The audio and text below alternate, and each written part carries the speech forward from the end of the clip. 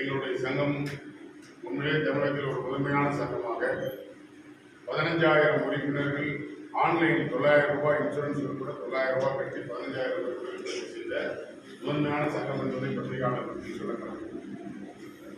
45 மாவட்டங்களில் அமைப்புகளை உருவாக்கி 200 சில தாலுகாக்களிலும் தாலுகா நிர்வாகிகளை உருவாக்கி செயல்பட்டு அமைப்பு. அந்த அடிப்படையில் இன்றைக்கு தமிழகத்தில் கேபிள் டிவி ஒளிபரப்பு என்பது 10க்கும் மேற்பட்ட தனியார் நிறுவனங்களும் அரசு நிறுவனமும் இந்த ஒளிபரப்புகளை செய்து கொண்டு வருகிறது. தமிழகத்தில் சுமார் 1 கோடி இணைப்புகள் வாடிக்கையாளர்கள் கேபிள் டிவி பார்த்துக் கொண்டிருக்கிறார்கள். இந்த தருணத்தில் சமீபத்தில் நடந்த சட்டமன்ற கூட்டத்தொடர் கடந்த நிதிநிலை அறிக்கையின் போது மரியாதைக்குரிய மாண்புமிகு அமைச்சர் பிடிஆர் பழனிவேல் தியாகராஜன் அவர்கள் சட்டமன்றத்திலே அரசு கேபிள் டிவி சம்பந்தமாக சொன்ன செய்திகள் என்பது பத்திரிகையாளர்களுக்கு தெரியும். அதற்கு பிறகு அரசு கேபிள் டிவி ஒளிபரப்பில் சில தடைகள் ஏற்பட்டதெல்லாம் பத்திரிகையாளர்களுக்கு தெரியும். அதற்கு பிறகு நடந்த அந்த ஒளிபரப்பு தடைக்கு பின்பு நடந்த மந்த்ரா நிறுவனம் என்ற ஒரு தனியார் நிறுவனம் அரசு கேபிள் டிவிக்கு SMS கேஷ் என்பது வழங்கியிருந்தது. அதற்கு பணம் நிலுவை இருப்பதனால்தான் அந்த ஒளிபரப்பு தடங்கள் என்பதெல்லாம் ஏற்பட்டது. அதற்கு பிறகு அந்த மந்த்ரா நிறுவனத்துக்கும் அரசு கேபிள் டிவிக்கும் ஒரு ஒப்பந்தம் நடைபெறுகின்றது. அந்த ஒப்பந்தம் என்ன சொல்லப்படுகிறது ஆனால், மந்த்ரா நிறுவனம் ஏற்கனவே அதிமுக பீரியடில் ஒப்பந்தம் போடப்பட்ட 10 லட்சம் சட்ட பாக்ஸ்கள் மந்த்ரா நிறுவனத்திடம் இருந்தது. அது பழுதாகி செயல்பாடின்மையாக கடந்த அந்த சட்ட பாக்ஸ்களை இந்த அரசு கேபிள் டிவி பாக்ஸ் இல்லாத அந்த நேரத்தில் அவர்கள் பாக்ஸுக்கு 30 ரூபாய் வாடகையாக ஒரு ஒப்பந்தத்தை போடுகிறார்கள். 36 மாசத்துக்கு 30 ரூபாய் வாடகை அரசு கேபிள் டிவி தரணும் அப்படிங்கிற இடத்துல ஒப்பந்தத்தை போடுறாங்க.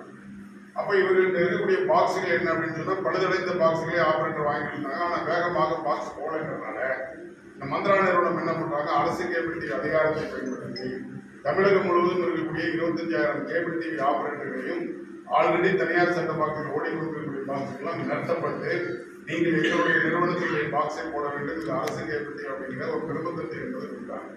நாங்கள் இது தொடர்பாக அமைச்சர்கள் உட்பட சம்பந்தப்பட்ட MD விஸ்வநாதன் உட்பட அத்தனை பேருக்கும் நாங்கள் மனுக்களை என்பது கொடுத்தோம். அதற்கு பிறகு இந்த அரசை விரும்புகின்ற கூட்டணி அரசியல் கட்சிகள், அதாவது இந்திய தேசிய காங்கிரஸ், மார்க்சிஸ்ட் கம்யூனிஸ்ட் கட்சி, இந்திய கம்யூனிஸ்ட் கட்சி, மறுமலர்ச்சி திராவிட முன்னேற்ற கழகம், இவர்களுக்கெல்லாம் நாங்கள் மனுக்களை என்பது இதனுடைய இருக்கக்கூடிய பிரச்சனைகள் என்பது அவர்களுக்கு சொன்னோம்.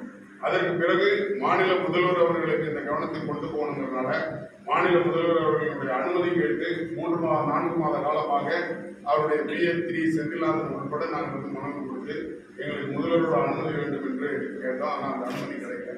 அந்த அனுமதி கிடைக்காத பட்சத்தில் இன்றைக்கு வருகின்ற 6ஆம் தேதி மாநில முதல்வர் அவர்களுடைய கவனத்தை ஈர்க்கக்கூடிய வகையில் முற்றுகை போராட்டம் அண்ணா சாலையில் இருக்கக்கூடிய செங்கல்வராயன் மாலையில் அமைந்திருக்கக்கூடிய அதுதான் 6வது மாநில அரசு கேபிளுடைய தலைமை அலுவலகம் என்பதற்கு அந்த முற்றுகை போராட்டம் என்பது 6ஆம் தேதி இன்னைக்கு நடைபெறுகிறது. காவல்துறைக்கு அனுமதி கொடுத்திருக்கின்றோம். அவங்க ராஜரத்ன ஸ்டேடியம் சொல்லியிருக்காங்க. நாங்கள் ராஜரத்ன ஸ்டேடியத்தில் அசம்பிளாகி அங்கிருந்து அலுவலகத்தை நோக்கி போவதுங்கிற ஒரு முடிவை என்பது எடுத்திருக்கின்றோம்.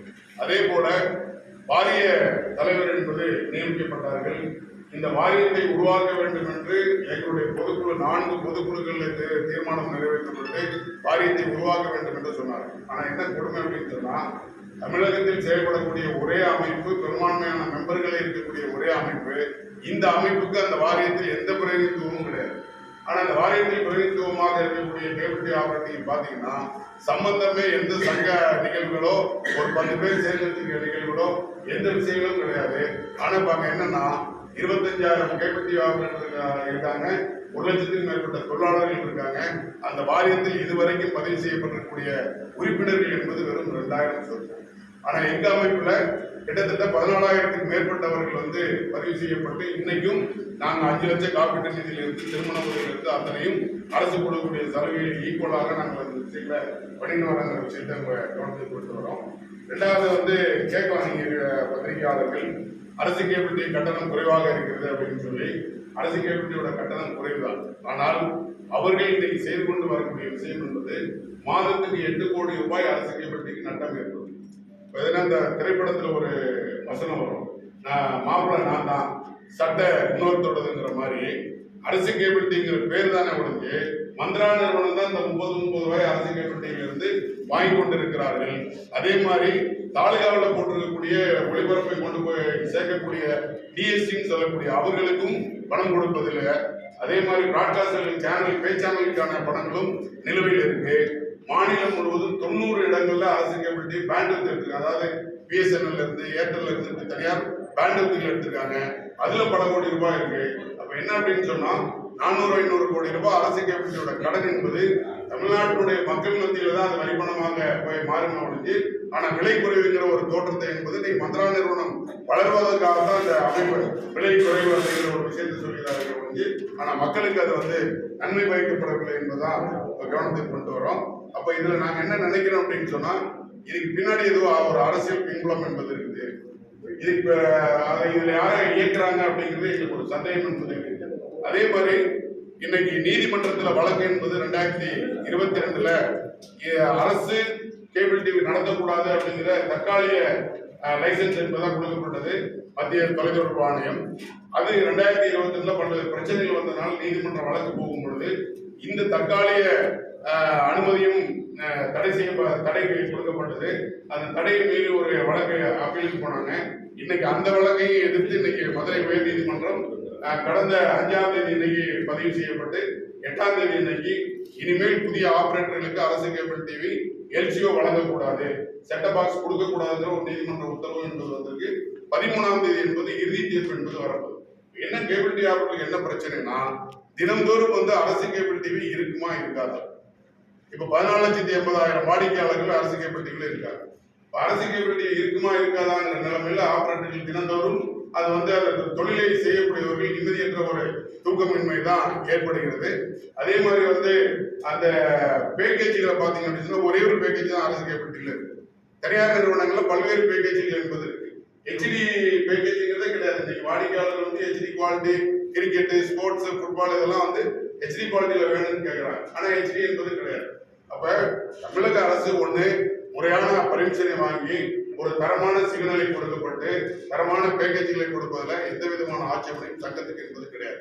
ஆனால் தமிழக கேபிள் டிவி ஆபரேட்டர்களை ஒரு மந்த்ரா நிறுவனங்கிற அந்த நிறுவனத்தினுடைய ஆட்களும் வாரிய தலைவரும் வாரிய வேலையை செய்யாம அரசு கேபிளினுடைய தலைவராக அங்க உட்கார்ந்து அது இன்னமும் எம்டிஆவதாங்கிற மாதிரி தான் அவருடைய செயல்பாடுகள் என்பது இருக்கு.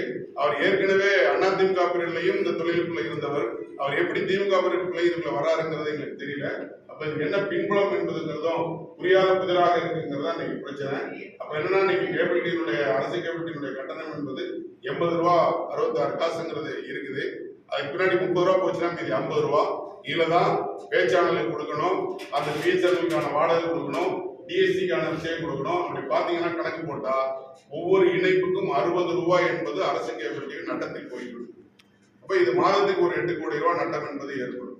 அப்ப இந்த நிலைமையை தான் நாங்க தமிழக முதல்வர் அவர்கள் கவனத்துக்கு கொண்டு போகணும். இது ஆபரேட்டர் இது என்னன்னா, இந்த கேபிள் டிவி தொழில வந்து கிட்டத்தட்ட நாங்க 25,000 பேர் சொன்னா 1 கோடி வீடுகளுக்கு கொடுத்துருக்கோம் கேபிள் டிவி. 1 கோடி வீடுகள்ல கிட்டத்தட்ட 1 கோடி 2னா 2 கோடி வாக்காளர்களை நாங்க வந்து நேரடியாக எங்களுடைய ஆபரேட்டர்கள் சந்திக்கிறாங்க.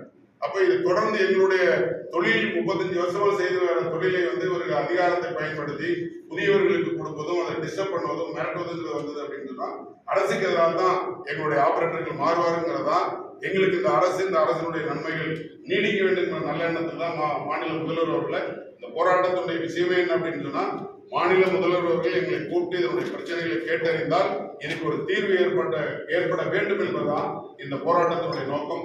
பத்திரிகையாளர்கள் இந்த செய்திகளை வெளியிட வேண்டும் என்று சங்கத்தின் சார்பில் கேட்டுக்கொள்கிறேன். மாநில தலைவர் சுபா வெள்ளைச்சாமி. அதிமுக